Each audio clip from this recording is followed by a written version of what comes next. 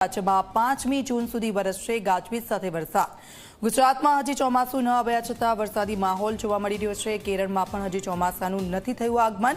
ચોમાસું ન આવ્યા છતાં કેરળ, મહારાષ્ટ્ર, ગુજરાતમાં વરસાદ। હવામાન નિષ્ણાત અંબાલાલ પટેલે આગાહી કરી છે। દરિયામાં પવન બદલાતા 8 થી 15 જૂનની વચ્ચે વરસાદ વરસી શકે છે। હવામાન નિષ્ણાત અંબાલાલ પટેલે આગાહી કરી છે। વરસાદને લઈને આપ જુઓ 8 થી 15 જૂનની વચ્ચે વરસાદ થઈ શકે છે। રાજ્યમાં 5 જૂન સુધી ગાજવીજ સાથે વરસાદ વરસશે।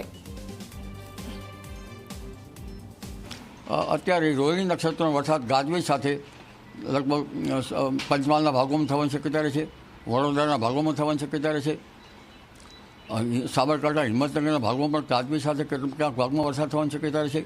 ઉત્તર ગુજરાતના અન્ય ભાગોમાં પણ ગાજવીજ સાથે વરસાદ થવાની શક્યતા રહે છે। દક્ષિણ ગુજરાતના નવસારી, વલસાડ વગેરે ભાગોમાં પણ ગાજવીજ સાથે વરસાદ થવાની શક્યતા રહે છે।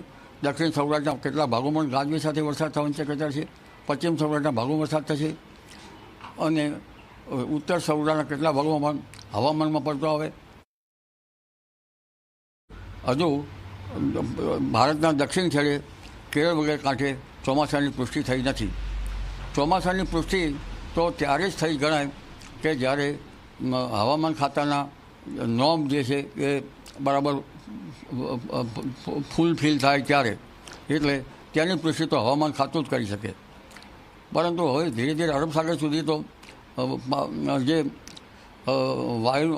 વાયુના પ્રવાહો આવવાની શક્યતા રહે છે અને ચોમાસાનું સેટ હજુ અરબ સાગરના ભાગ સુધી તો આવવાની શક્યતા રહે છે।